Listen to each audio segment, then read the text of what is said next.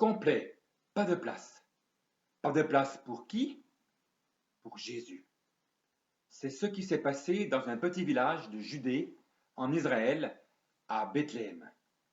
N'était-ce pas paradoxal pour un village qui signifie littéralement maison du pain, beth égale maison et l'érem égale le pain, la nourriture en hébreu? Complet, pas de place pour Jésus. Est-ce ce qui se passe chez toi, chez vous, c'est-à-dire dans ta vie, dans votre vie?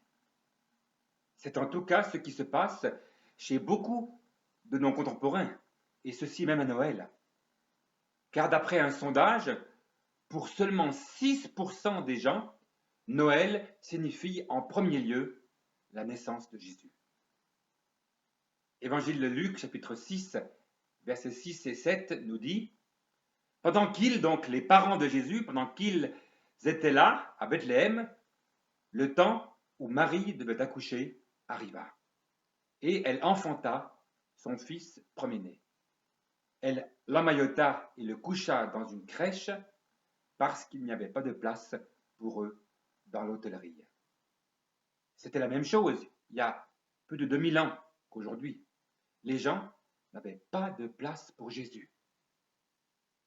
Les gens de l'époque de Jésus ne l'ont pas reçu. Évangile de Jean, chapitre 1er, verset 11. Les hôtelleries de Bethléem affichaient complet. On a vu cela dans l'évangile de Luc, chapitre 2, verset 7. C'est vrai, certes, mais cela n'a pas empêché Jésus de naître pour autant. En effet, Dieu voulait que Jésus naisse. Et même si les Bethléemites n'étaient pas prêts à l'accueillir, même s'ils n'ont pas eu pitié de renvoyer dehors dans le froid, parce que les nuits sont froides en Israël, en hiver, comme dans le désert, n'ont pas eu donc honte d'envoyer dans le froid un couple dont la femme enceinte était sur le point d'accoucher. Et n'oublions pas qu'il n'y avait pas le 115 à l'époque, vous savez, ce numéro d'appel d'urgence sociale pour les gens en grande détresse qui ne savent pas où dormir. Jésus est donc quand même venu au monde, et c'est d'une manière humble qu'il y est entré, dans une crèche, c'est-à-dire une mangeoire, un endroit pour les bêtes.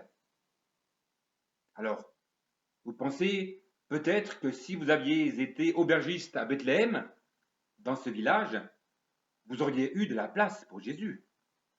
C'est possible, mais peut-être aurions-nous réagi de la même façon. En tout cas, aujourd'hui, Dieu veut entrer chez toi, chez vous. Oui, aujourd'hui. Voici les quelques paroles d'un chant de Noël intitulé « Aujourd'hui, le roi des cieux, au milieu de la nuit, voulut naître chez lui de la Vierge Marie. » Aujourd'hui, oui, le laisserons-nous entrer chez nous, dans notre cœur, dans notre vie? Un texte de l'Épître aux Hébreux le dit aussi un peu différemment. Aujourd'hui, si vous entendez sa voix, n'endurcissez pas votre cœur. Hébreux chapitre 3, verset 7 et verset 15, et chapitre 4, verset 7. Ou bien, avons-nous honte de laisser venir Jésus chez nous, dans notre vie, parce que c'est trop sale? Ou bien notre vie est-elle trop en désordre? Y a-t-il trop de bazar, trop de fouillis chez nous, pour qu'on doive laisser la porte de notre cœur fermée à sa présence, à son action en nous? Oh, puissions-nous, en ces temps de l'Avent et de Noël, réfléchir à la place qu'occupe Jésus dans notre cœur, dans notre vie, et celle de notre famille, de nos relations, de nos occupations. Voici, je me tiens à la porte et je frappe. Si quelqu'un entend ma voix et ouvre la porte, j'entrerai chez lui, je souperai avec lui et lui avec moi. Apocalypse chapitre 3, verset 20. Oui, laissons entrer Jésus dans notre vie, dans notre cœur.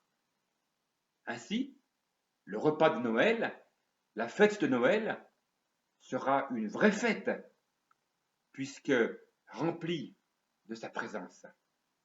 Et que nous soyons peu ou un peu plus nombreux en cette période si particulière que nous vivons. Joyeux Noël. Amen.